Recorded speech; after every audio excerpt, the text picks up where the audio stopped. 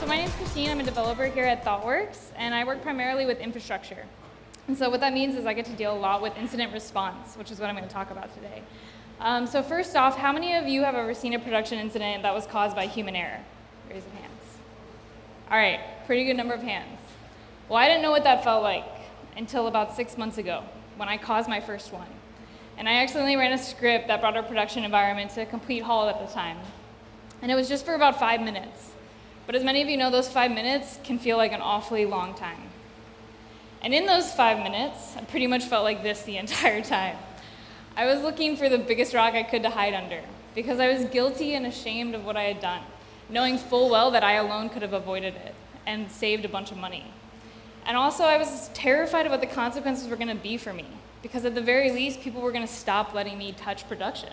And that was all a part of my job. And none of that happened. My team responded really well, but I was actually left with a lot more questions and answers after this. And my questions came, I think, from my misunderstanding of human error, because I didn't really understand what it was and how I interacted with it in my daily life and within my career. And I started to realize that my intuitive reactions to this incident were completely caused by my misconceptions in human error and what it was. And I believe we all share those misconceptions because they stem from our society and our culture. Take, for example, media. These are 3 examples: the Amazon S3 outage, the Equifax breach, and the false ballistic missile alert in Hawaii. They all blamed a single individual as the root cause of their incidents, and they all made national headlines. So okay, we know news media is ridiculous, but this still influences our daily lives and our bias, whether we like it or not. And then it bleeds into our teams and how we interact with each other. And we point fingers at each other a lot. And I think we do that in this industry far too much. And I think we do it for 2 reasons primarily. For one, it's the simplest thing to do. It's the simplest answer for what went wrong. Secondly, though, it excuses us from the guilt and shame associated with an incident, which is a natural human response to fear. We want to remove ourselves from that situation, so we throw the blame on somebody else. And that's quite understandable for us. And then we're also victims of hindsight bias. And hindsight bias is the effect of, after an incident happens, we say, oh, well, I knew it all along. Of course that was going to happen. But in reality, there weren't a lot of evidence to point to the fact that that incident was going to happen after all. But this convinces us that it was completely our fault and that we should have known better. So with all of this, I started to develop a working definition of human error. And I believe human error is actually just a label for an unsatisfactory result of what we believe someone should have done but didn't do at the time.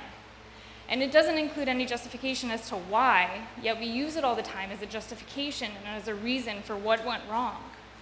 And that's a problem, because for those people who accept human error as the root cause, often our solution is to remove the human from the system or replace their role in the system, because we see them as the greatest safety threat.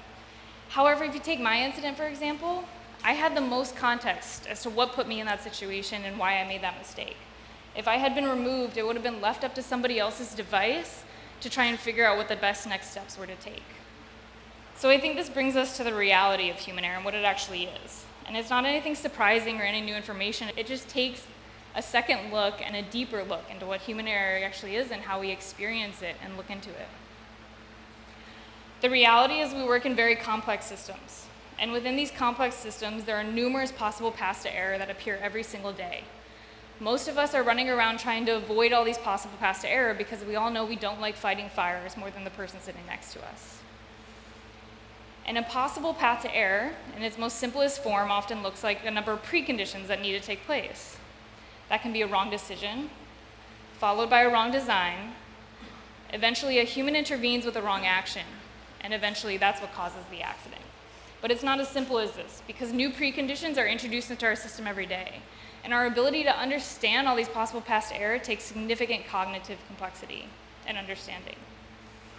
On top of that, we have organizational complexity. This looks like Jira pretty much in a picture. This is how hard it is to understand teams' dependencies on each other, who needs what when deadlines need to be met.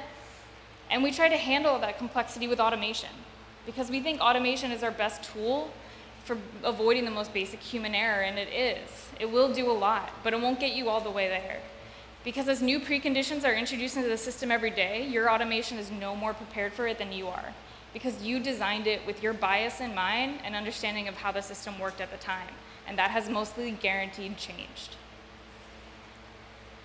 So human error now looks like the tip of an iceberg. It's just a symptom. And what lies underneath it isn't a root cause. I think it's the systematic vulnerabilities within our teams and our organizations, and human error is trying to call attention to them. And so if we ignore them, we're not actually making our systems any more resilient and stronger than they were the day before. So we need to pay attention to them and what human error is trying to show us. What I learned from my incident was that failure can be one of the greatest lessons that we can have. And when we let failure be a lesson and we expect outages as a part of the process, we can embrace that and we can make our teams better and we can make our systems stronger and more resilient for tomorrow. One way of doing this is by promoting a just culture. And for those of you who don't know, a just culture is where we differentiate holding engineers accountable for the decisions they make, but also understanding that no engineer can be solely responsible for a system failure or an outage. One of the most widely used examples would be a blameless postmortem or post-incident report. And I know a lot of you use these probably in your everyday life. But what the most important part about these is the remediation steps. I don't care who caused it or what the timeline of events is, but I care the most about what steps are going to be taken to make sure this incident or similar ones never happen again. And so I want to end with a quote from John Allspaw. For those of you who don't know, he was a leader in the just and blameless culture movement while he was at Etsy for this industry. And he says that a funny thing happens when you start embracing the mistakes that engineers make. That engineers are not only willing to be held accountable, but they are also enthusiastic in helping the rest of the company avoid the same error in the future. Thank you.